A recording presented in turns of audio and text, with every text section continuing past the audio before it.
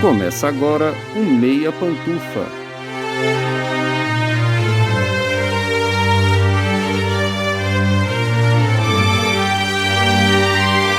Bom dia, boa tarde, boa noite, boa madrugada, pessoal! Todo mundo com os fones de ouvido que tá começando o seu Meia Pantufa. Toda terça às 5 da tarde no seu player favorito. Eu sou Luiz Leão e hoje tenho, de um lado, o meu amigo que enquanto todo mundo em volta envelhece, ele só corta o cabelo, Gustavo Azevedo. Oi, Gusta. E aí, assistidores e assistidoras de dragões voadores.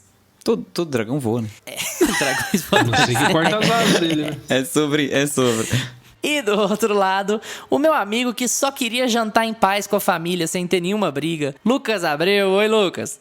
E aí, assistidoras de tretas de família? Depois que eu escrevi essa introdução, que eu pensei que eu acho que todo mundo só queria jantar em paz com a família sem ter briga, né? Nossa, esse Natal promete. Vai ser daquele jeito, tá? Não queria te falar nada, não. Vai ter uma pessoa sensata só querendo falar assim: não, por favor, gente, vamos acalmar. Quieta. Arroz com passa. No último domingo, dia 23 de outubro, se encerrou a primeira temporada de House of the Dragon na HBO. A série dominou o debate do entretenimento no segundo semestre e veio com um forte desafio de sustentar o interesse e a imponência que a sua antecessora, Game of Thrones, gerou por todo mundo. Situada no mesmo universo, mas muitos anos antes da história que já conhecemos, House of the Dragon encerra seu primeiro ano com muitas intrigas, muito suspense e muitos dragões. Mas o que a gente achou de House of the Dragon? Dá pra comparar com a sua antecessora? Quais foram as maiores qualidades e os maiores problemas? Com base na primeira temporada, será que a série tem potencial pra ser tão grande ou até maior do que Game of Thrones? A gente vai discutir tudo que vier na cabeça hoje sobre as nossas impressões. Antes de partir pro episódio, a gente tem alguns recadinhos importantes para você que é fã do Meia. Primeiro, lembra de compartilhar os nossos episódios com os amigos, parentes, pets, com todo mundo que você puder. Essa rede é importantíssima para o podcast crescer cada vez mais. E mais uma coisa, se você está ouvindo a gente agora pelo Spotify, avalie o podcast aí no seu aplicativo, tá logo no começo do seu feed. É só clicar no Meia Pantufa e dar pra gente as estrelas logo abaixo da descrição. Com essa avaliação, o Spotify nota a gente, distribui melhor para potenciais novos ouvintes e nos ajuda a expandir cada vez mais o nosso trabalho. Sem mais delongas, vem com a gente debater a primeira temporada de House of the Dragon no Meia Opinião.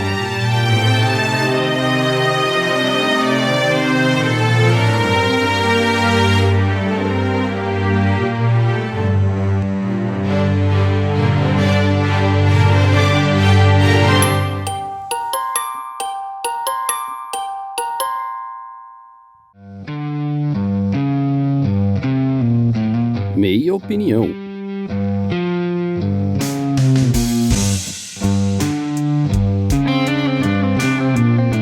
Lembrando a todo mundo que tá ouvindo que a gente vai ter spoiler sobre toda a primeira temporada, tá? O último capítulo saiu por agora, pra gente que tá gravando aqui na segunda-feira. Então, se você não assistiu ainda e se incomoda muito em saber, salva o episódio nos seus favoritos e volta pra ouvir depois. Se você já assistiu ou se você não se incomoda com spoilers, então pode ficar aqui porque o assunto vai render bastante, como sempre rendia em Game of Thrones, como sempre rende em Westeros. Westeros tem muito assunto pra gente falar. A gente já fez um episódio sobre House of the Dragon baseado no primeiro episódio, saiu 2 meses atrás, mais ou menos. E agora a gente tá aqui, depois do 10º episódio, para falar sobre qual foi a impressão geral. Vamos passar aqui um breve disclaimer. Eu já li o livro que baseia as histórias, Gustavo e Lucas não, mas todo mundo aqui já assistiu a série anterior, então assim, a gente vai fazer os nossos comentários partindo desse pressuposto. Os meninos vendo a história de quem não conhece a história e analisando o andamento de quem não conhece a história, mas todos nós analisando de um ponto de sabedores sobre como Game of Thrones funciona. Então a gente já tem, assim, uma admiração pelo conteúdo e temos todo o ranço pelas temporadas finais de Game of Thrones, assim como quase todo mundo tem, imagina. Gusta, vai lá, faça as honras, Gusta. Qual é a impressão que você sai quando você termina House of the Dragon? Geralzão, assim.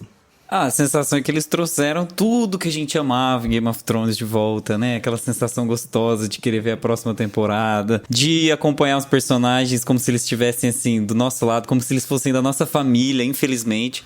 Você quer saber o que essa galera vai fazer no próximo episódio, sabe? Aquela vontade de saber, de esperar, de ter expectativa e da expectativa ser atendida. Acho que foi o melhor de House of the Dragon que tinha em Game of Thrones, né? E eles conseguiram resgatar tudo de bom. Eu vejo pouquíssimas coisas que fizeram Game of Thrones desandar no final da temporada. Questões, assim, de logística, de o roteiro querer pular de um lugar pro outro sem ter uma noção de distância muito apropriada, umas coisinhas assim meio bobas, mas que no conjunto da obra parece que não fez diferença, como fazia lá no final de Game of Thrones, e eu fiquei muito satisfeito, eu tô bem satisfeito. É muito injusto a gente ter o comparativo de Anéis de Poder nessa temporada. Talvez fique anacrônico, né? Vai parecer perseguição.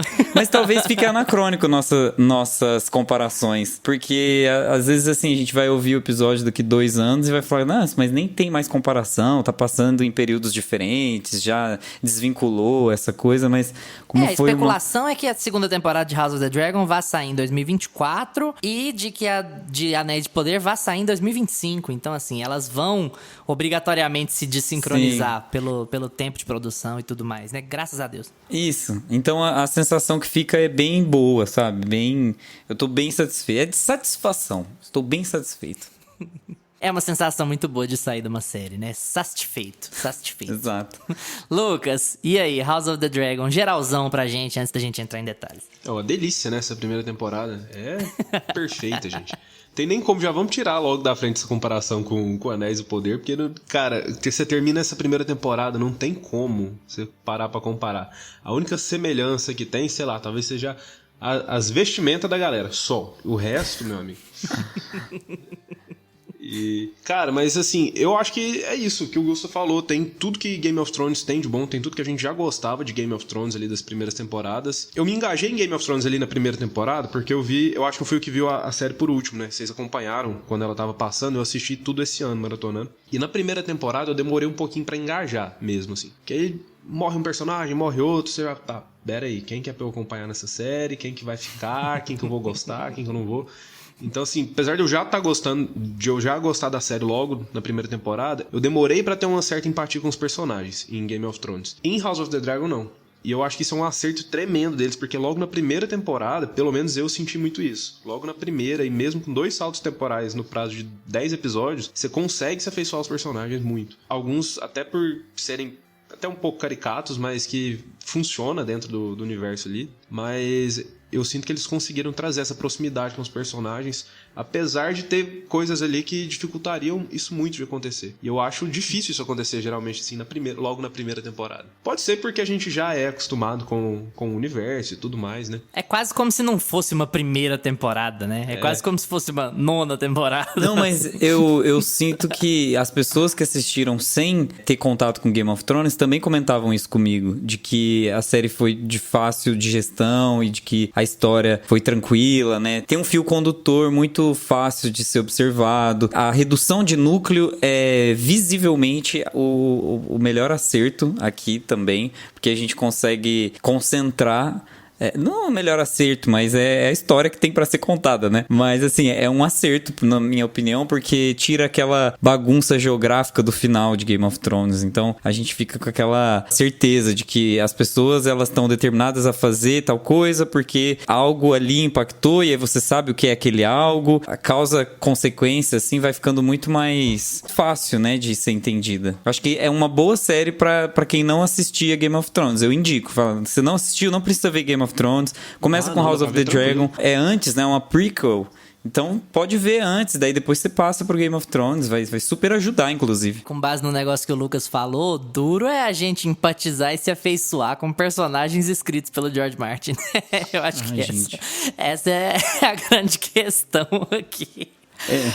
Bom, pra não parecer que a gente tá só passando pano, eu acho que tem algumas coisas que são um pouco problemáticas, assim, e eu acho que isso advém um pouco da complexidade das histórias do George Martin, e eu acho que esse é o grande problema. Eu já vou falar que eu adorei, eu gostei muito, eu sou fanático por Westeros e pelo George Martin e pelas Crônicas de Gelo e Fogo e pelo Fogo e Sangue, sabe? Que é o livro que baseia essa história da série. Então, assim, ele é um escritor incrível. Eu sou muito fã desde o ensino médio, desde a adolescência. Pegava as aulas de química que eu não gostava pra ler os livros dele. É ruim sair E hoje desse você lava o banheiro porque, com que assim, boa, detergente, desinfetante e morre. É ruim no sair banheiro. desse patamar porque, assim, a gente... Ao mesmo tempo que a gente se sente tentado a gostar muito, especialmente das coisas que a gente já sabe que vão acontecer, que a gente fica, assim, muito feliz de vê-las representadas em tela, a gente tende a ficar chato também.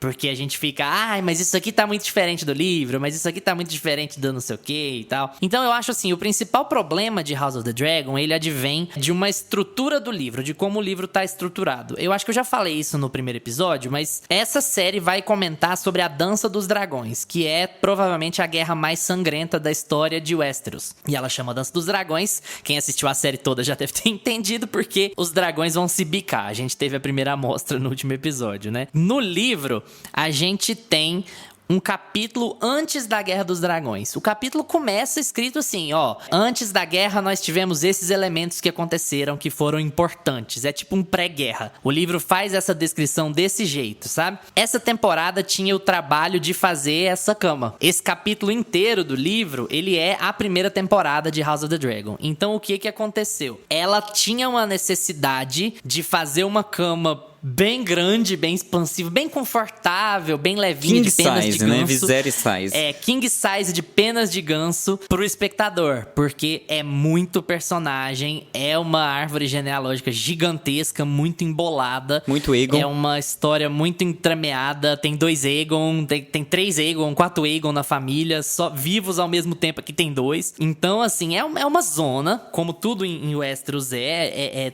tudo embolado, misturado. E tinha muita gente pra cobrir. A Rhaenyra tem 5 filhos, a Alicent tem 3, 4 filhos no livro, eu nem lembro direito, porque a série fez uma adaptação. Então, assim, é muita coisa pra cobrir, é muita gente, e é um período de tempo muito relevante, porque quando você para pra olhar, você pensa, poxa, mas se eu não soubesse que o Viserys indicou a Rhaenyra perante o reino 20 anos atrás, e o que muda quando ele casa de novo, quando ele tem um filho homem e tal, se eu não soubesse, eu iria ficar perdido quando a guerra começar. Então a série se viu nessa sinuca de bico. Como é que eu vou cobrir esse espaço de mais de 20 anos em episódios de 1 hora durante uma temporada de 10 episódios? Era um desafio gigantesco. E aí o que acontece? A série fica num ritmo muito atabalhoado. Ela fica, vamos correr, e tem troca de elenco o tempo inteiro, especialmente dos mais jovens. Eu acho que isso atrapalha um pouco pra gente se conectar com esses personagens, com essa história e tal. Então eu acho que era um problema que não tinha jeito fácil de resolver. Eles acabaram fazendo do jeito que deu, embalando esses 20 anos dentro do máximo de episódios que deu ali, dentro de 8 episódios, mais ou menos. A partir do 9º episódio, eu acho que a série começa com um ritmo que ela vai ter pelas próximas temporadas. Agora ela vai desacelerar bastante, e eu acho que agora ela vai ficar mais parecida com Game of Thrones, no sentido de nós vamos ter mais diálogos, nós vamos ter mais cricas políticas, nós vamos ter dinâmicas mais complexas entre os personagens, e isso vai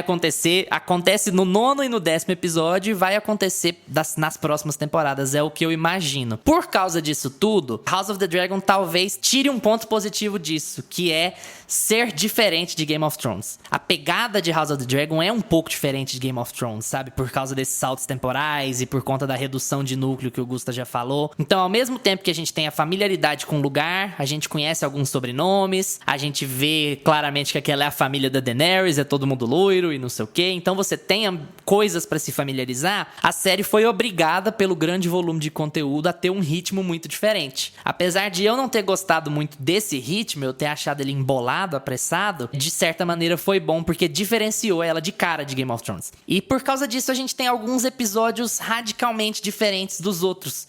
A gente tem um episódio que cobre, 5 anos, 6 anos, e a gente tem um episódio que se passa em um dia, que é o 9º episódio da temporada. Isso é um pouco desgastante pro público, especialmente o público que não sabe o que tá acontecendo ali, mas sabe?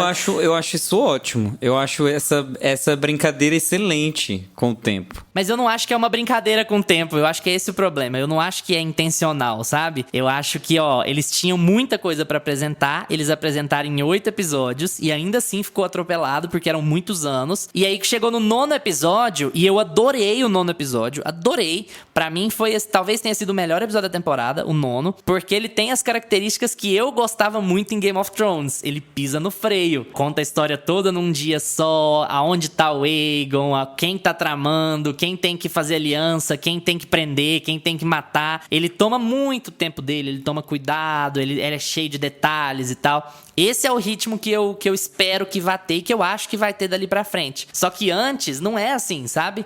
Você começa a gostar de um personagem, de um ator, e no episódio seguinte já não é o mesmo ator. E no outro episódio já não é o mesmo ator de novo. Dá uma quebra, sabe? Não é fácil, assim. É igual nessa coisa de empatizar, sabe? Que o Lucas falou. A gente empatiza com os personagens porque a gente entende muito bem a dinâmica, a história é muito bem contada, mas a mudança de ator, ela dá uma, sabe? Ah, nossa, mas já mudou. Nossa, mas já mudou. E acaba atrapalhando um pouco com relação às idades também, né? O Aemond parece que tem 40 anos, não 16. E aí você compara ele com o Luke, você pensa assim, o que esse tiozão velho tá brigando com esse menino, sabe? Vai pagar o IPVA do seu dragão, deixa o moleque em paz. E eles não têm tanta diferença de idade, assim. E o Daemon dorme no formol, né? Quando teve o primeiro salto temporal, eu achei que eu não ia gostar. Comecei o episódio, já torci o nariz e falei, uai, mas peraí, ninguém me avisou que ia passar o tempo aqui, já acabou um episódio, a menina tinha 14 anos, já tá dando a luz agora. Só que eu gostei, cara. Aí o episódio foi se desenrolando e eu acho que logo de cara, assim, até na metade do episódio eu já tava assim na minha cabeça, beleza, essa é a Rhaenyra agora. Já não troca de novo não, que é ela agora. E assim, eu gostei de como eles fizeram esse salto temporal, acho que funciona dentro da narrativa. E vocês, eu não sabia disso, né, mas você contando pra gente que essa primeira temporada é toda uma introdução pra Dança dos Dragões, no livro, faz muito sentido como eles fizeram essa temporada. Porque ela tem muito essa cara, né, de ser toda introdutória e termina assim, ó, beleza, agora vai começar.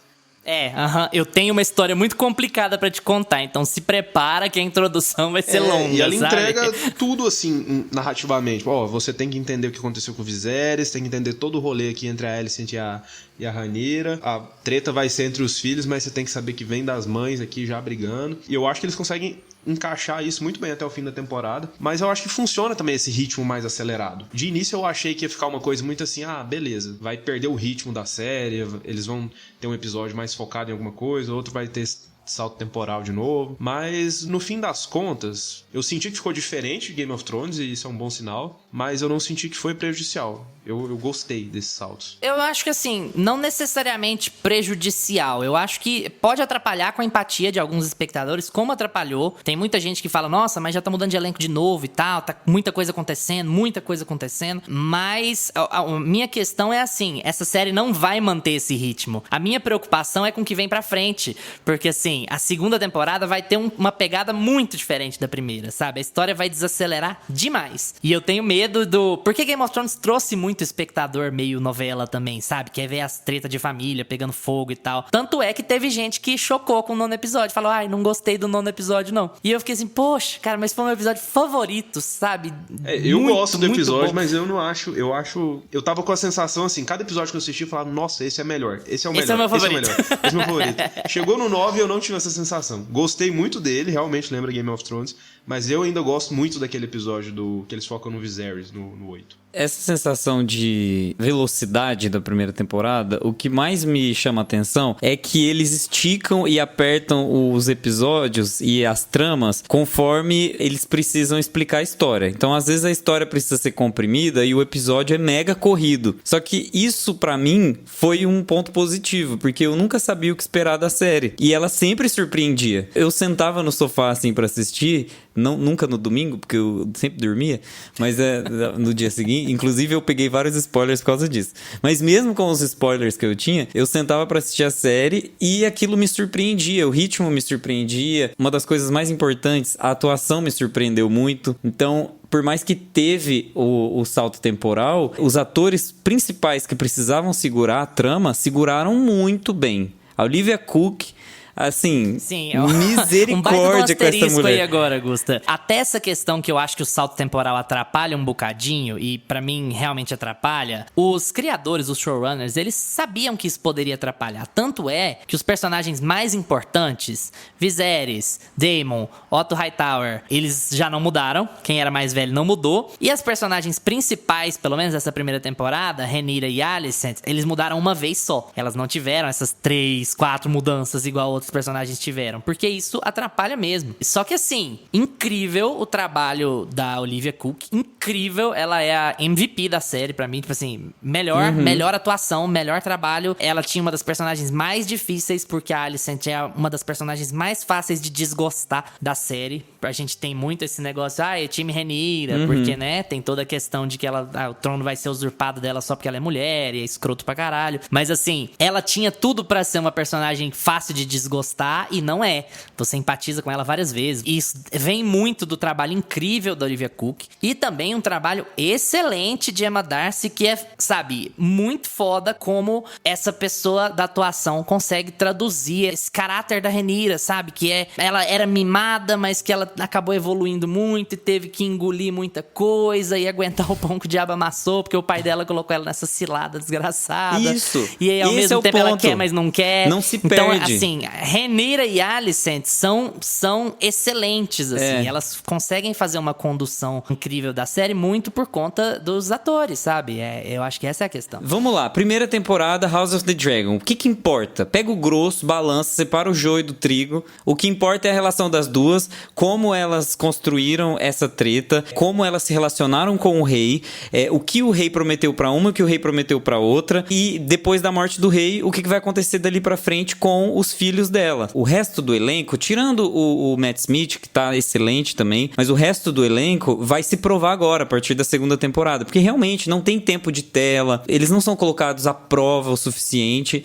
pra desenvolver um personagem, pra criar um fio condutor.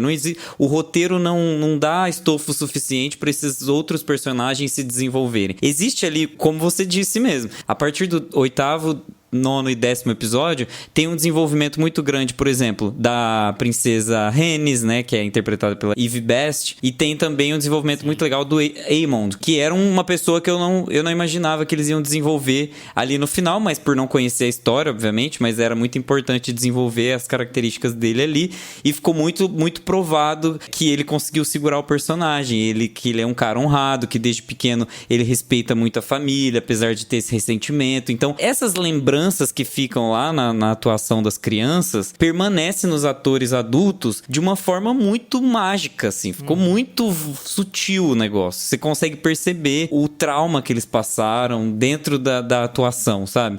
Então, pra mim, é porque eu gostei muito de como eles desenvolveram essa série, de como desenvolveram esse roteiro, mas me pegou, sabe? Todos os personagens estão muito bem escritinhos. Eu não consigo sentir essa distância deles, como tem muita gente falando. Eu acho que eles estão desenhados como tinha que ser. A série foi feita, infelizmente, a toque de caixa, porque eles precisavam fazer aquela história acontecer e andar. E corria o risco deles ficarem inventando muita coisa e fazer 3 temporadas dessa introdução e acabar no mesmo ritmo de Game of Thrones, 8ª temporada. Então, antes terem acelerado algumas coisas e superado os núcleos, trocar ator, do que correr o risco da série desandar sem um roteiro do George Martin, né? Que é a alma do negócio. Concordo. E a vantagem que essa série tem em cima da outra é que a gente já tem o final, né? A gente já tem o meio e o final. Então, assim, se ela desandar, é muita incompetência, porque a história já tá escrita. Exato. Os caras não tem que tirar do rabo, sabe? Tá lá. Erre se for capaz. Eu acho que era muito fácil de dar errado esses saltos temporais, essas mudanças de personagem. Só que por eles serem muito bem escritos, assim, e a gente conseguir se identificar com a interpretação lá da criança, você consegue ver um resquício aqui quando troca o ator. Cara, eu acho que ele não perde a empatia pelos personagens em momento algum aqui. Inclusive, eles são muito bem desenvolvidos ao longo dos episódios. Tem o probleminha do Matt Smith, que ele é jovem demais pra ser velho, velho demais pra ser jovem. né? Ele é um vampiro. Mas assim, O Matt Smith, ele é um cara, assim, eu tiro o chapéu pra ele sabe ser um bom príncipe. Ele fez The Crown, ele fez o Philip lá em The Crown e ele é um excelente príncipe. Eu acho ele, assim, parece que ele nasceu naquele berço, né? É muito bom como ele consegue fazer o príncipe contido, cortês, mas ao mesmo tempo, isso em The Crown, e como ele consegue aqui em House of the Dragon fazer o príncipe revoltado, o príncipe hardcore, que vê luta de criança com a unha afiada. E é muito louco como ele sabe conduzir bem esse personagem dele. Mas eu acho que como a direção foi muito incisiva em cima das características dos personagens infantis e a transformação deles pros atores adultos ali, eu acho que se tivessem escalado um outro personagem pra fazer ele jovem, coloca o Tom Holland, tá faltando ator, põe o Tom Holland pra fazer. Não faria tanta falta a gente ter um ator mais jovem pra fazer ele e depois substituir pelo Matt Smith ali mais velho. Apesar de ser muito legal a atuação dele jovem, hardcore, assim, essa coisa meio playboy, né? É legal também. Eu acho que a grande questão ali é que ele é irmão do Viserys, né? Então, assim, ele já tinha que parecer mais velho logo de cara. Eu acho que o que eles ficaram com medo cara, nós vamos tirar o Matt Smith do elenco, sabe? Ele é o 11º doutor, ele já foi o príncipe Philip. Então, assim, ele é um grande nome do mercado britânico que tem inserção no mercado internacional, sabe? Todo mundo conhece muito ele, então é mais aquela coisa de, eu acho que a gente tem que manter, sabe? É um cara que tem muita moral, tem o nome, e a gente tem que manter. Tanto é que, por exemplo, isso não acontece com a Eve Best, que também não tem muito, que faz a Rhaenys, né? Que não tem tanta evolução de idade também, aparentemente, mas que a gente não estranha tanto. Porque ela já começa meio senhora, vai indo pra senhoril, aí vira uma lady. O elenco mais velho. Eu acho que tem que ter um bocado de suspensão de descrença, sabe? A gente tem que embarcar muito na de... Daemon não vai envelhecer, o Criston Cole não vai envelhecer, a Rhaenys não vai envelhecer, o Corlys não vai envelhecer. Beleza, ok, tá. Vamos engolir aqui, porque não é isso que importa. Eu acho que essa é a ideia, né? Mas se você não tiver com boa vontade com a série, é um pouco incômodo sim, sabe? Especialmente o Criston Cole, né? Que ele faz rejuvenescer no meio da série, não envelhecer. Eu nunca vi um negócio desse. Ele pra mim faz menos sentido do que o Matt Smith. Porque o Matt Smith ele ainda muda o cabelo dele. Ele não muda o corte de cabelo. Mas agora, o Criston Cole também. Criston Cole também muda o corte de cabelo. Muda, mas uma mudança bem leve. Só parece que ele cortou e já cresceu assim no mês que vem. Mas assim, eles mudam só eles mudam os atores só de quem era criança, né? Quem era adulto continua o mesmo ator. Eu acho que a gente sente muito isso porque o Viserys envelhece muito. Sim. Ah, mas o Viserys não envelhece, ele apodrece. Ele morre, né? Ele apodrece, né? Eu vou defender agora, eu falo e depois eu volto tudo atrás. Mas numa das cenas mais importantes da série, que é a cena do jantar, você fica um pouco se perguntando quem é quem. Em alguns momentos você fica... quem que é esse menino? Quem que é essa criança? Aí quando alguém responde, aí você entende quem é. E era uma das cenas mais... Eu acho que é a cena mais importante da série, porque é ali que você vê que o sentimento do rei tá posto, o sentimento das princesas tá posto, mas não tem como resolver, sabe? É ali que o conflito eu também já vou voltar atrás. Aflorado. Eu acho que o 8º episódio é melhor do que o 9º. Porque o 8º episódio é realmente impressionante, cara. Mas ele também é um episódio desacelerado. Ele também é um episódio que se passa em muito pouco espaço de tempo e a morte do Viserys, sabe? E é um trabalho de Emmy do Paddy Considine. Ele vai ganhar o Emmy. Eu não tenho a menor dúvida de que ele vai ganhar o Emmy por conta do trabalho dele ele tá incrível. nesse 8º episódio. A galera vai... É o corte que vai pra academia, gente. É aquele... Ou o discurso dele no trono, brigando lá com o irmão do Corlys, ou então o discurso dele no jantar. Achei ceboso ele tirar a máscara pra mostrar aquele buraco no meio da janta, enquanto as pessoas tá lá comendo ganso. Eu acho que não precisava também, mas é Game of Thrones. Né? Eu acho um pouco assim, né? Olha, gente, me caiu uma larva, um negócio aqui na minha alface. Não gostei muito, mas assim... deixa isso de lado, né? Eu acho que o impacto de ele mostrar o buraco do olho era mais relevante. Inclusive, falando em buraco de olho, o que o olho do menino lá é azul? Então, sei lá. É uma luz azul, gente. Tem a menor ideia. Que é isso? Eu acho que pôs um olho de cristal lá no... Não sei pra que ele pôs um olho de cristal e pôs um tapa-olho, mas enfim. Acho esconde que ele pôs um o ouro, né? O famoso escondendo ouro. Estilo, cara. Ou você vai tampar ou você vai chamar a atenção. Mas eu dei uma pesquisada e eles falam que ele tem um olho de safira azul, né? Mas ele usa um tapa-olho também, eu acho. Eu não lembro de ter esse olho de safira ou não, pode ser que eu tenha passado direto por isso. Mas ficou muito legal, né? Eu não vi sentido algum, mas ficou muito legal visualmente. Ah, é aquela coisa meio ciborgue, meio uma vibe 007. Ciborgue. Coisa meio tipo, os vilões tem o membro amputado e usa uma faca no lugar, sabe? É uma coisa meio pra vilanizar um pouco o teu personagem. Capitão Gancho. É um pouco brega, né? Mas funciona, porque você fica impactado com a cena, é legal. E eles humanizaram bastante o Waymond, né? Eu gosto. O Waymond tá se tornando um dos meus personagens favoritos, infelizmente. Porque começou sendo ele tem muita compaixão, apesar de parecer não ser. Ele tem compaixão. Ele não queria. Eu acho que tem. No final ele não queria falar, obedece aqui, ó. Eu só queria dar um susto. Ah, isso é ter compaixão? Ele não queria, mas ele queria humilhar aí ele olha com uma carinha triste, assim, de tipo, não deveria ser assim, era de outro jeito, não queria te assustar, entendeu? Tóxico, mas... Eu queria repetir um negócio que eu falei no episódio de Anéis do Poder, mas talvez nem todo mundo acompanhe a gente todos os episódios, então acho que é bom falar aqui de novo. O que me impressiona aqui em House of the Dragon, e eu acho que é o ponto-chave de por que a gente sai tão encantado dela, é o fato de que essa equipe já sabe o que tá fazendo. Esses caras já têm expertise no universo, eles já têm expertise em como tratar esses personagens, mesmo eles tendo cagado no pau nas últimas temporadas. Cara, é um trabalho de 10, 12 anos da vida deles, né? É como se, igual andar de bicicleta, você não esquece. Então, assim, o trabalho da nova equipe, dos novos diretores e diretoras, e o trabalho do Miguel Sapochnik como showrunner. Ele já não vai estar mais como showrunner na próxima temporada, mas ele era o showrunner aqui. Ele dirigiu vários episódios de Game of Thrones. Ele dirigiu alguns dos melhores e alguns dos piores episódios de Game of Thrones. Mas o fato de ter essa equipe que conta com algumas das mesmas pessoas e que conta com a mesma estrutura, tá sendo produzida pela mesma emissora, faz total diferença. Porque até onde o texto vai falhar, ou até onde você possa ter uma incongruência aqui ou ali, a condução da série segura. A direção da série segura. É uma coisa que a gente falou muito em off, que eu não queria deixar passar aqui. É complicado a gente avaliar a série sem entrar no detalhe. O episódio tal, o episódio tal, o episódio tal. Mas assim, a cena do parto da Rhaenyra, no episódio 6, no primeiro episódio com a troca do elenco, é uma coisa primorosa, sabe? É um trabalho de um diretor e de um elenco que estão assim, afinadinhos. Os caras sabem exatamente o que eles querem e como eles querem. É uma cena que ela tem, sei lá, coisa de 15 minutos. Boa parte do episódio é a cena. E são 2 planos sequência. Plano sequência em sequência.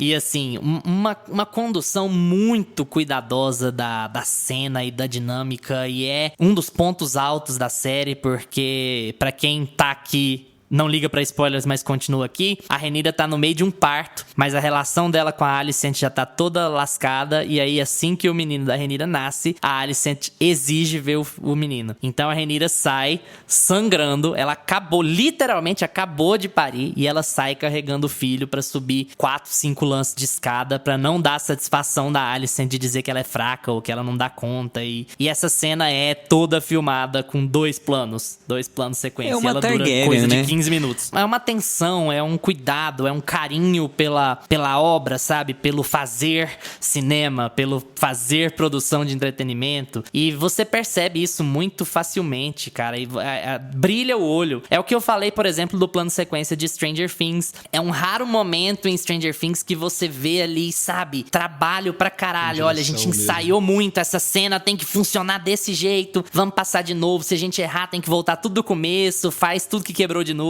assim. Esses planos são muito valorosos porque mostra que os caras se dedicaram, sabe? Eu queria só complementar o que você tá falando, porque você tá, assim, tipo, o fanboy das partes técnicas e do rolê, assim, mais, né, mão na massa. Mas, pra além disso, pra quem acha que a gente é louco, né, ficando doido por causa disso, mas pra além disso, essa cena, ela tem muito a mostrar. Ela abre uma nova... Ela abre muito uma nova era ali, mostrar ela adulta, mostrar quem ela é nova. E ela consegue já explicar pra gente, olha, essa mulher, ela não vai levar desaforo pra casa. Essa mulher está tendo filhos que ela sabe que não são os reais, são os filhos bastardos. E ela faz questão de levar pessoalmente esses filhos. E de defendê-los. Então, ali no 6º episódio, tava marcado a raiva que ela ia sentir no 10º episódio, na última cena. Então, são coisas que fazem sentido depois narrativamente, que se conectam. Alô, Anéis do Poder. Exatamente. Rapidinho, Gusto, antes de você puxar outra ponta. E é justamente por isso, por conta desse impacto narrativo, que a cena é plano sequência. Ao contrário do que a gente falou de Blonde, por exemplo, aqui é usar a técnica em favor da história. Essa cena é em plano sequência porque ela é feita pra ser desconfortável. Plano sequência é um plano sem cortes, tá, gente? Pra quem não sabe. Então, assim, ela é feita em um plano sequência pra ser desconfortável.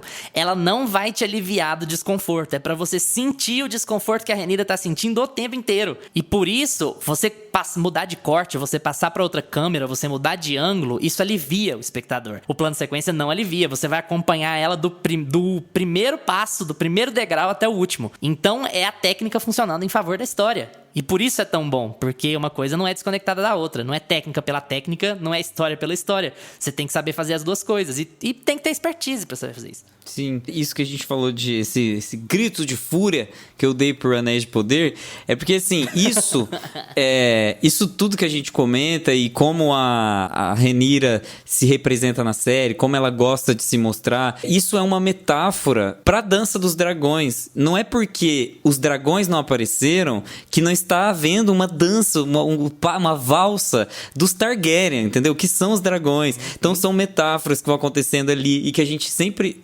vê na tela, de alguma forma, uma briga, uma luta, etc. Que é o que a gente não vê em Anéis do Poder, por exemplo. Que a gente nunca consegue tangibilizar o que é esse Anel do Poder. A gente não consegue pegar na mão. Então, uma das propostas narrativas de House of the Dragon é mostrar também essa valsa, essa dança dos dragões, mesmo sem começar, sabe? Mesmo sem a história poder ir pra frente da forma com que o George Martin escreveu. É muito nas minúcias mesmo. Eu sou apaixonado nessa primeira temporada, vou defender. Eu também. Vocês sabem. É tudo muito bem trabalhado narrativamente. Defendamos mesmo. É muito bom produzir sabendo que você não vai ser cancelado, né? Deve ser muito bom produzir sabendo que vai ter segunda temporada. Porque aí você tira todo o peso, né? Porque geralmente quem produz sitcom, quem produz mesmo séries de drama na TV aberta e tal, às vezes até na TV fechada, os caras morrem de medo de serem É cancelados. meio uma aposta, né? Tipo, gente, vamos fazer bem feito aqui, porque tem que vir ano que vem. A gente tem que continuar empregado. Exatamente. Tem que entrar verba. Quando você produz sabendo que vai dar audiência, sabendo que você vai ser renovado, você não precisa se preocupar com essas iscas, sabe? Não precisa se preocupar com, isso aqui precisa ser chocante o tempo inteiro, ou emocionante o tempo inteiro, porque dá pra eu contar a história no ritmo que eu quero. Eu posso acelerar aqui pra eu poder descansar depois na segunda temporada, sabe? Que é onde eu vou ter mais impacto físico, né? Mais briga de dragão, mais morte, mais fogo, mais sangue, e eu não vou precisar gastar meu tempo explicando essa quantidade de coisas aqui, sabe? Eu já passei dessa parte introdutória, agora eu vou pra história que eu quero. Quando você produz sabendo que vai ser renovado, dá pra fazer tranquilo. E eu acho o saldo muito positivo. Algumas pessoas podem e algumas pessoas acharam atropelado, mas eu acho o saldo muito positivo porque era muita coisa pra contar. É do nível dos melhores momentos de Game of Thrones. Eu acho que não em termos da política, sabe? Que é muito cuidadosa, muito melindrosa em Game of Thrones, mas em termos de deixar o espectador preso e empolgado e, sabe, na beira da cadeira, aqui que vai acontecer, quem que vai morrer, quem que vai brigar, é do mesmo nível. Eu acho que o padrão tá mantido.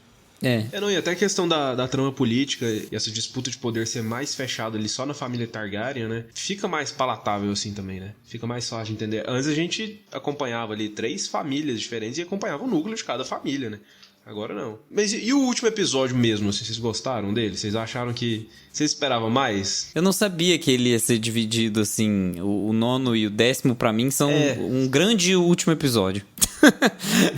Porque na minha cabeça eu não imaginava que eles iam separar da forma como que foi, assim, foi muito separado. Foi muito... Separar por núcleos, por né? núcleo. Eu imaginei que eles iam fazer uma coisa mais... Mas eu acho que também é contar narrativa, também é usar a técnica pra narrativa, sabe? Eu tô deixando muito claro aqui quais são os dois lados. Eu vou gastar todo o meu tempo em qual foi o lado dos verdes, por que e como eles fizeram, e eu vou gastar todo o meu tempo em por que e como os negros fizeram. Essa é a questão. A Alicent é motivada por o que ela crê ser o justo. A última fala do Viserys foi que o Aegon fosse rei. E a Rhaenyra vai ter como motivação, olha, o Aemon matou meu filho. Então, assim, eu estava tentando fazer acordos e casamentos e conversando com lords pra segurar minha posição sem necessariamente ter que botar fogo em tudo. Aí vocês foram lá e mataram meu filho.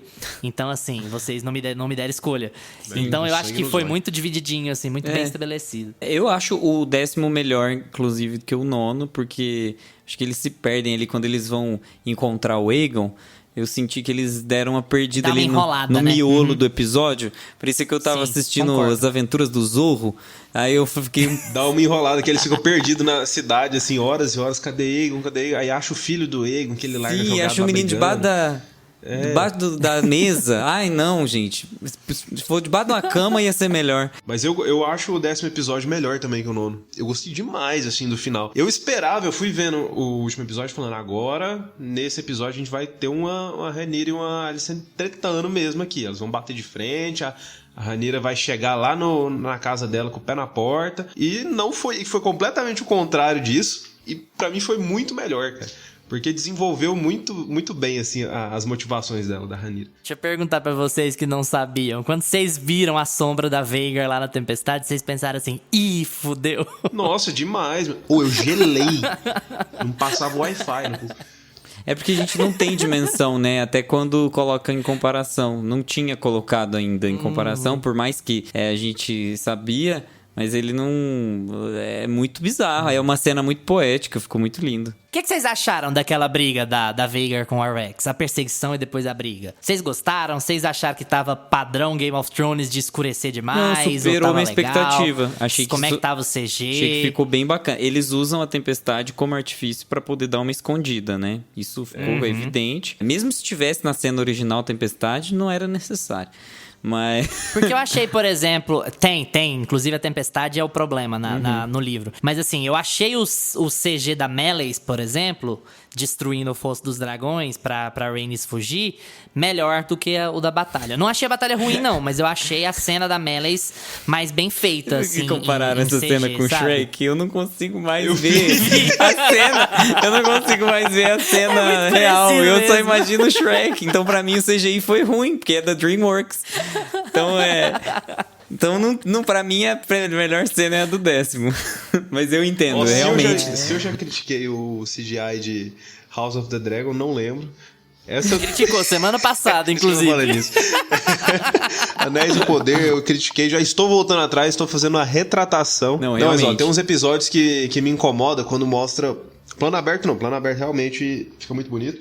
Mas tem alguns episódios que quando mostra ali... um deles em cima do dragão, que eles vão dar um close ali, pra mim fica meio falso. Mas aqui eu acho que eles capricharam. Eles falaram, não, o último episódio, essa treta aqui dos dois dragões, a gente tem que fazer bem feito. Cara, eu adorei aquela cena, eu achei linda, achei muito bem feita. E assustadora, assim, você não sabe o que esperar. Você fala, pô, fudeu, chegou um dragão gigantesco aí agora, e ele passa uma sombra. Nossa, não, cara, aquela cena ali é muito bem feita. É muito bem feita. Ela tem a tensão que precisa ter. Na hora do pipoco de verdade, eles se acovardaram de fazer no escuro, né? Eles falaram, olha, eu preciso deixar muito claro quem morreu e como aqui, então eu vou botar todo mundo no sol. Eu vou botar todo mundo no claro de novo, sabe? E tem pra já deixar muito... Tem uma poesia, né? Porque é aquela coisa tipo assim, estou quase livre, fiz merda, mas já tô conseguindo sair, aí vem... já, narrativamente, pra quem assiste muita coisa, aquilo ali já... A hora que ele saiu, você fala, aí já era. Mas uma coisa que eu achei muito legal também são as comparações, né? Porque aquela cena que como é o nome dos dragões? Vocês que entendem mais de dragão mesmo? Arax. Arax é o grande. Arax é o do Lucerys e o Vhagar. O Vhagar é o grande. Quando o Vhagar vem por cima, é como se fosse... Sabe, eu acho que tem, em Anéis do Poder, inclusive, uma cena muito semelhante, quando fazem isso muito com o monstro marinho. Que é essa coisa de, tipo assim, o barco pequenininho, né? O pequeno indefeso. E o tamanho, pra dar proporção, né? Exatamente, pequeno indefeso. E aí passa o monstro marinho por baixo. E foi o reverso disso. Foi muito legal, porque tem toda aquela estrutura, tem toda aquela sensação de medo, só que no ar. Que é assustador igual. Pra mim, o mar e o ar... Eu prefiro ficar bem na minha terrinha deixa mesmo. eu fazer uma crítica. Vou fazer uma crítica não a House of the Dragon, mas a nova Hollywood como um todo. Nova Hollywood é outra coisa, mas enfim. A Hollywood dos anos 2020... que a nova Hollywood é lá nos anos 70, né? Mas assim, a Hollywood dos anos 2020 como um todo. Eu adorei House of the Dragon, mas eu tô sentindo uma coisa aqui meio agente oculto, que é...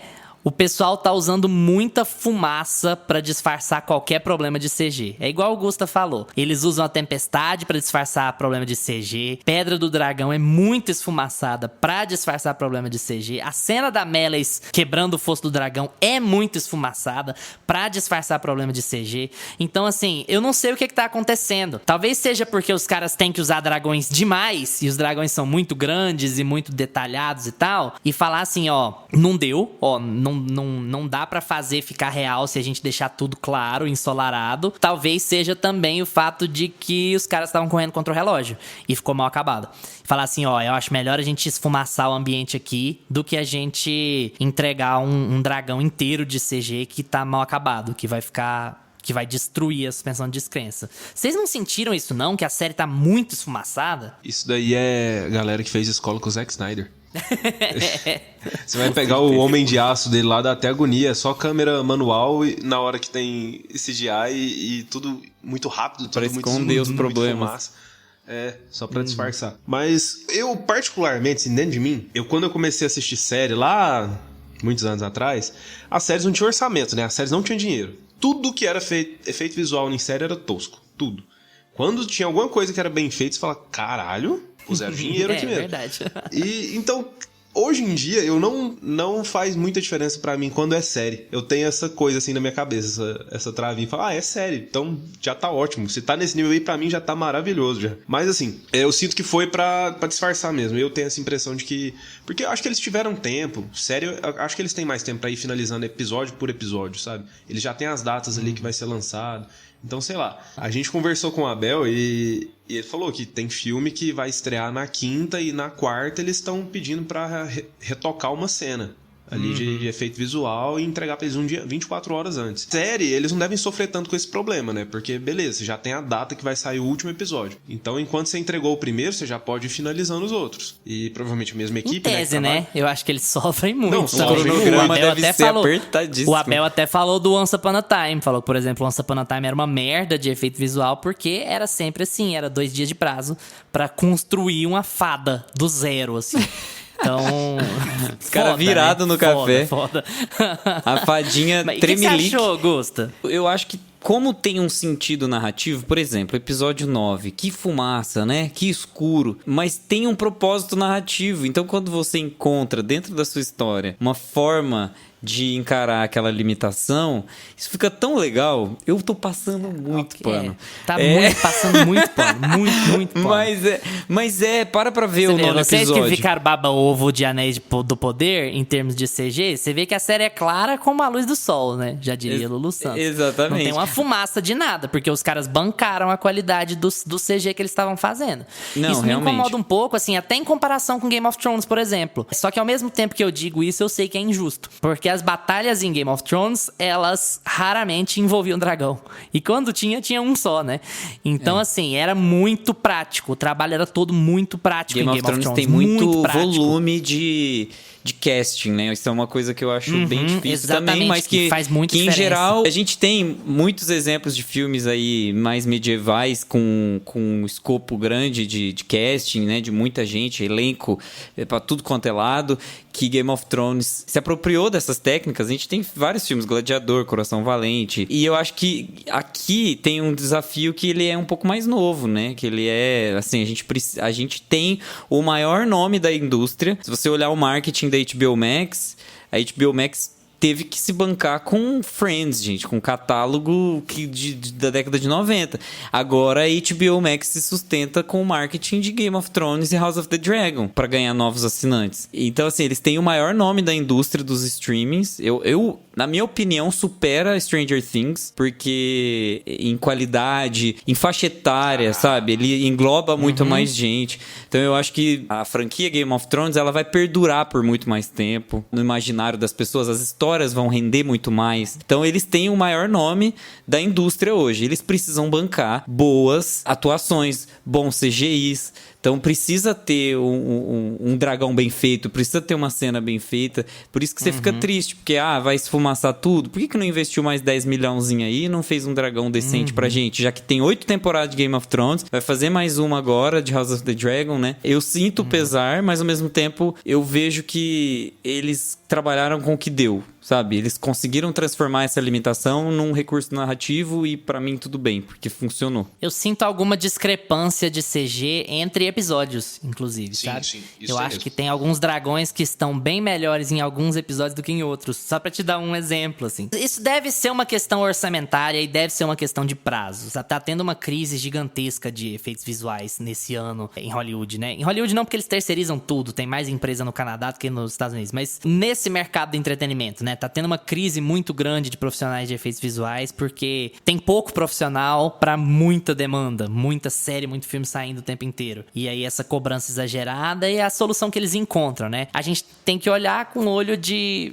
Beleza, né? Eu não vou detestar a série por conta disso. Mas ao mesmo tempo fica assim, um pé atrás. Eu acho que até porque Game of Thrones era muito clara, sabe? Não tinha muito essa coiseira de fumacinha, de você ter um ambiente muito digitalizado. Penumbroso. Assim. Eu acho que as séries encontraram um jeito de trabalhar mais barato e mais rápido, que tá baixando a qualidade de modo geral, com relação ao que era em 2010, por exemplo. Eu tenho sentido isso, sabe? Em 10 anos, a indústria caiu nesse quesito de qualidade de, sabe, de procurar Pelo locações, volume. de trabalhar mais tempo, volume, de trabalhar com efeito mais Marvel. cuidado, com mais afinco nas coisas. Uma espécie de efeito Marvel mesmo. Acho que Eu acho que feito streaming, né, gente, pra série. Eu acho que a gente tem se contentado com menos, entende? Em qualidade visual. Não só de efeitos visuais, mas em qualidade visual do que tá ali na frente. É um problema, mas assim, que não chega a afetar a Casa do Dragão por si, porque é um problema que tá na indústria inteira. Mas chegou num ponto também que, agora eu tô aqui com um questionamento filosófico. Era uma exigência nossa, essa questão de gráfico, eu quero CGI, eu quero que as coisas sejam bonitas, eu quero o jogo que tenha o melhor gráfico. Hoje em dia a gente se contenta com um joguinho indie que é 2D e que tem uma história bem feita, sabe? E que tenha que faça mais sentido. Então, eu acho que a gente tá vivendo muito mais numa era de narrativas e de histórias que nos conquistam e que nos cativam do que necessariamente a exigência, isso como espectador, tá? A exigência a demanda de eu quero pagar R$40 no ingresso, né, do cinema, ou eu quero pagar essa assinatura de streaming pra assistir a melhor série com o melhor efeito visual, etc. Não é isso que tá... Não é isso. Você tá muito copo meio cheio hoje, eu tô gostando de ver. Pra quem tá gravando tão tarde como a gente tá gravando hoje, você tá tão otimista pra cima, ou passa pano ou tá copo meio cheio. Pô, ele deve ter tomado 2 litros de café antes de gravar. Gente, se você me põe ET agora na televisão, acaba tudo. Minha endorfina vai lá pra baixo. Aquele CG péssimo, aquele boneco horrível, que era na época que a gente precisava ver CG bom, ele me põe um boneco de trapo. Esse negócio de ficar escuro, o único episódio que me incomodou mesmo foi, se eu não me engano, é o episódio 7, que é o Driftmark. Que é quando a Rhaenyra e o Daemon ficam juntos mesmo, e aí o Aemon vai conquistar o dragão lá, né, pra montar. Cara, aquela cena ali que fica mostrando isso paralelo, né? Cara, que escuro que era aquele, meu Deus. Ninguém levou uma lamparina, um negócio, um foguinho, uma privacidade tocha. pro Daemon e pra Rhaenyra. Nossa, que Não, voyeur. mas o menino chegou lá no dragão, não tinha um fogo na mão, um negócio. Não. Aquele lá, você tem que mexer no brilho da TV. Eles esqueceram que tinha que levar fogo. Você filmou de dia, não vai dar certo. Tem muitas dessas cenas que eles filmam de dia. Acho que essa foi um caso, né? Que eles filmam com claridade. Inclusive a galera saiu comparando, Maior porque tinha parte, saído né? das imagens. E é isso que eu tô falando de a gente tá se acostumando com pouco, sabe? Rola um pouco de limitação orçamentária, mas eu acho que também rola um pouco de preguiça, sabe? É mais fácil escurecer na pós do que levar iluminação pra gravar de noite. Só que assim, não dá pra comparar a qualidade de uma cena gravada à noite com boa iluminação com a cena de uma cena escurecida na pós. Só se você for igual o Jordan Peele lá no Não Olhe, né? Que é tudo na caralha do IMAX de bilionésima geração. E aí o cara tem tempo pra trabalhar, né? E tal. Série não se dá Vocês ficam me zoando que eu falo de iluminação, que tá escuro aí toda vez. Mas, ó, se você pegar, por exemplo, a gente assistiu recente... Mulher Rei, cara. Você pega aquelas cenas à noite. Cara, você consegue ver tudo e fica tudo lindo ali, a iluminação no corpo de todo mundo. E aí você vai ver cinema, as cenas... Não, beleza, mas você pôr na TV ali, cara, tem certeza que dá de 10 nessas cenas. Mas assim, não que fica realmente ruim, assim, mas a gente consegue perceber a diferença, assim, dá pra fazer melhor, né? Não, dava pra ter feito. Gusta, eu vou te perguntar pantufas, assim como eu fiz Anéis de Poder. Pantufas, se a primeira temporada é excelente, ok, ou mais ou menos. Expectativas pra segunda temporada, mas antes eu quero te fazer uma outra pergunta. Você já emenda tudo. A gente se precipitou lá em março, abril, em falar que Ruptura era a melhor série do ano? House of the Dragon é a melhor série do ano? Ainda não. A gente ainda vai ter que ver se em 2 meses... Olha, falta 2... A gente tá gravando dia 24, falta 2 meses pro Natal, pra gente comer arroz com passas. Ainda não superou Severance, Ruptura, a série da Apple TV Plus. Eu acho que Severance é muito inovadora, ela é muito redondinha, ela tem um andamento de... ela tem um andamento de episódios muito mais fluido que House of the Dragon. Apesar de eu ter gostado muito de eu estar passando pano pra House of the Dragon, às vezes é confuso. Teve episódio que eu achei legal, etc, mas eu tive que sair e pesquisar, que foi uma coisa que eu reclamei muito lá de Anéis de Poder, e eu não posso só, né, falar que tá tudo perfeito, muito lindo, porque realmente algumas coisas ficaram confusas.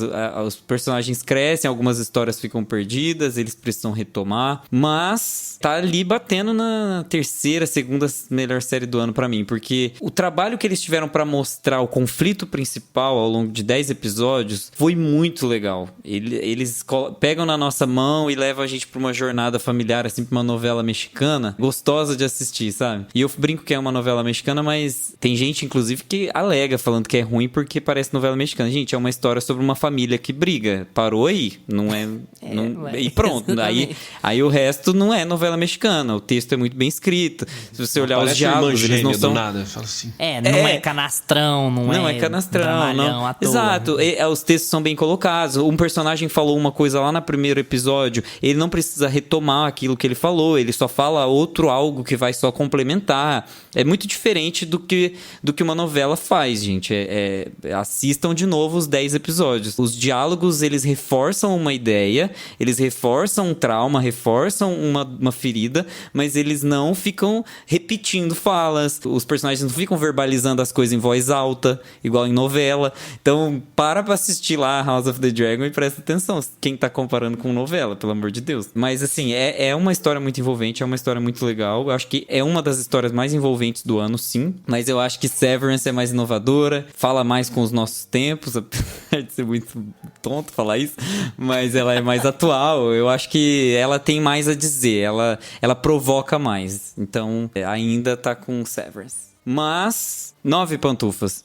Essa desorganização temporal e às vezes algumas informações que faltam ou algumas informações em excesso, eu acho que é isso que me deixa um pouquinho triste, porque eu lembro do Gustavo do passado lá chateado de não ter entendido as coisas, sabe? Não é porque eu entendo agora que eu vou esquecer do que aconteceu lá. Então, pra mim, 9 pantufas perdeu essa pantufinha porque perdi umas informações, fiquei chateado. Hoje a gente vai concordar muito aqui. Eu também vou de 9 pantufas. Eu acho que essa primeira temporada é quase perfeita. Eu me peguei meio confuso, assim, igual naquela cena do jantar que a gente mencionou, quem é quem. Peraí, mas esse irmão é casado com a irmã, é casado com a prima, com quem que é essa? Algumas cenas que, por conta desses saltos temporais, que eu acho que não são tão problemáticos quanto eles poderiam ser. Poderia ser muito pior, mas eles conseguem fazer a gente entender até bem, mas a gente fica um pouco perdido. Eu fiquei um pouco perdido em algumas cenas, mas depois a série vai pra frente. Eu acho que esse seria o único, talvez um CGI ali, que for mais ou menos, em algum episódio ou outro. Mas de resto, a série é excelente. Pra mim ainda não é a melhor do ano, porque Ruptura me surpreendeu mais. Ruptura tem esse quê inovador mesmo. E House of the Dragon a gente já sabia meio que o que esperar dela, né? Superou minhas expectativas, assim, mas a gente volta a sentir um gostinho ali de Game of Thrones, né? Não é uma coisa tão nova assim, tão diferente assim. A gente volta pra um universo que a gente já conhecia. E Ruptura não. Ruptura foi essa coisa inovadora, foi essa coisa que me surpreendeu, a série que mais me surpreendeu esse ano. Então acho que eu ainda fico com ela aí como melhor, mas House of the Dragon logo atrás, assim, quase que encostando. E, cara, o jeito que os personagens são desenvolvidos, eu acho que é tudo muito bem trabalhado. Eles conseguem, apesar dos saltos temporais que poderia ter dificultado muita narrativa, apesar de mudar os atores, eu acho que a gente ainda consegue ter empatia com todos os personagens, a gente não perde isso nos episódios. Um episódio mais corrido, um episódio mais lento. Eu também acho que, no geral, a série consegue manter um ritmo introdutório mesmo, de falar, beleza, agora eu já estabeleci pra vocês aqui quem é essa família, quais as principais motivações dessas pessoas, e agora a gente vai pra quebra-pau mesmo na próxima temporada. E eu acho que eles fazem isso muito bem. Fica tudo muito bem estabelecido, todos evoluem à medida que tem que evoluir. Cara, é uma delícia essa primeira temporada. Mais 9 pantufas. Eu vou quebrar o padrão de dar nota menor do que vocês todo santo episódio. Eu vou dar 9 também, pra gente sair daqui amiguinho, dar as mãos, falar, olha, é a união, é o editorial do Meia Pantufa. Menina falsa. O editorial do Meia Pantufa. Eu acho que, pra mim, é muito complicado ver essa mesma equipe trabalhando com essa história que eu gosto tanto, que eu sei que tem um potencial gigantesco, sabe? Que eu tô mega curioso de acompanhar. Eu tenho uma opinião negativa sobre a série como um todo. Tem uma coisa que me incomoda, que eu acho que é uma discussão que a gente deveria ter tido lá atrás, mas só pra não deixar passar, eu acho que os showrunners ainda têm um problema grave com entender as regras desse universo, sabe? Eu acho que tem muita violência gratuita. E não é o caso de... não é um mundo violento. Claro que é um mundo violento, mas assim, grande parte do charme de Westeros é a verossimilhança. Então, se você tem um cara que mata um cara de uma família rica no meio de um casamento, sem justificativa, só pra sangrar no meio do salão, e esse cara não sofre consequências, eu acho que você passa um pouco da linha, sabe? É um cara de uma família rica que acabou de ser assassinado ali. Esse mundo tem regras, esse mundo tem leis, e as coisas têm consequência. É só você ir lá assistir Game of Thrones, você vê o que a queda do Ned Stark causa na história, pra você entender que ninguém sai matando famílias ricas à torta e à direita sem consequências. Pra mim é um problema que quase atrapalhou a série ali com Criston Cole matando o Joffrey, sabe? No meio de um casamento, e tá tudo bem. Ele não foi julgado por isso, ele não foi parado, ninguém tentou segurar ele. Não, ele só ganha mais prestígio. Exatamente. Sim. Então, assim, esse é um probleminha que tende a lembrar das últimas temporadas de Game of Thrones, que já não tinha material base, que é mate pelo choque. O George Martin nunca fez isso, não é mate pelo choque. As mortes eram chocantes, sempre foram chocantes, mas elas tinham razão de ser, elas eram cultivadas pelos erros desses personagens anteriormente. Não é tipo assim, morreu e acabou, e não tem consequência, bola pra frente, porque esse personagem não importa. Mas eu também acho que isso aconteceu nessa série por conta desses saltos temporais, por conta dessa pressa em emendar coisas, em resolver coisas, porque a história da primeira temporada não é a história que eles querem contar de verdade. É o que a gente precisa saber pra entender a história. Quando a série acabar, a gente vai ver a primeira temporada como um grande previously, sabe? Previously on House of the Dragon. Vai ser meio assim, sabe? Exatamente. Previously on Supernatural. Vai ser exatamente assim quando a série estiver completa. Então isso é uma coisa que me incomoda um pouco. Mas eu acho que, assim, a qualidade de produção desse universo e que o Miguel Sapochnik principalmente, mas muitos grandes diretores, muitas grandes diretoras nessa série. O trabalho do Ryan Condal também é muito bom, que é o showrunner junto com o Sapochnik. É uma qualidade de produção muito boa, é aquela coisa que quer se equiparar ao cinema, sabe? Em diversos níveis eles querem se equiparar ao cinema, assim como Game of Thrones queria. Então é muito difícil até falar mal, é bem complicado dar uma nota baixa pra House of the Dragon, mesmo que caso eu não tivesse gostado tanto da história, o que não é o caso, eu gostei. Mas acho atropelada, as minhas expectativas não poderiam ser maiores, as minhas expectativas são gigantescas para as próximas temporadas, porque eu sei que só tende a melhorar, porque a história é muito boa, é a melhor história do George Martin fora dos livros principais, assim, de longe. Então vai dar super certo, essa série vai dar super certo, ela tem uma primeira temporada muito funcional, muito boa, e daí pra frente é só alegria, certeza, e só tristeza, né, porque vai morrer gente pra caralho. Sobre ser a melhor série do ano, eu acho que esse argumento da surpresa, ele é muito válido, porque também é muito difícil comparar níveis de produção entre Ruptura e Casa do Dragão, e até níveis de proposta, né. Ruptura foi gravada durante a pandemia, você tem um set fechado, você tem um núcleo minúsculo, você tem uma locação completamente clean, de propósito. Então, assim, você tem propostas radicalmente diferentes. E aí, na hora da gente pôr uma hierarquia, qual que é melhor, qual que é pior, é muito complicado. Muito complicado. Tá usando a limitação mesmo. A favor. Exatamente. A limitação ali, ela é valiosa pra história, né? Pra tudo que eles precisam dizer, pro sufocamento do escritório. Sim, e tal. É muito bom então, isso. Mas então eu vou votar com vocês com relação à surpresa. Eu ainda acho que Ruptura é a melhor série do ano, por fazer muito com pouco e por ter esse elemento de, cara, de onde surgiu essa série, sabe?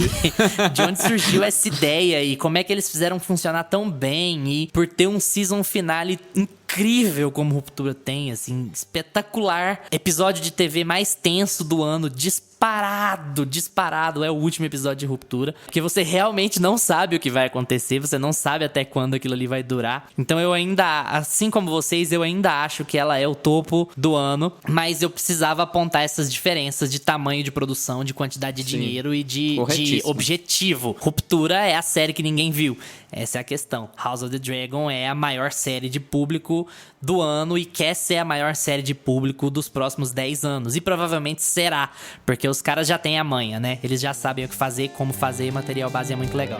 Então, 9 pantufas.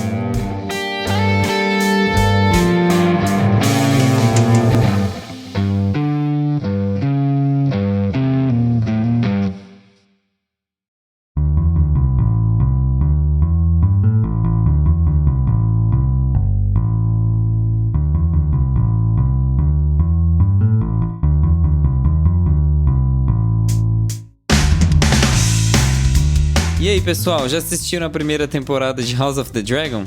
Gostaram? Detestaram? Ah, não tem como. Vamos trocar uma ideia no Instagram ou no Twitter, @meiapantufa, porque a gente responde tudo que aparece por lá. Valeu pela atenção de vocês. Tchau, Augusta. Tchau. Tchau, Lucas. Tchau, galera. Lembrem-se de seguir a gente no seu agregador de podcasts preferido: Spotify, Apple for Podcasts, Deezer, Amazon Music. Terça-feira que vem, se tudo der certo, a gente tá de volta com o episódio do Meia Pantufa mais feliz do ano pra vocês. Então, até terça-feira. Tchau. Este podcast tem locuções de Lucas Meleiro e Carla Ribeiro e edição de Luiz Leão.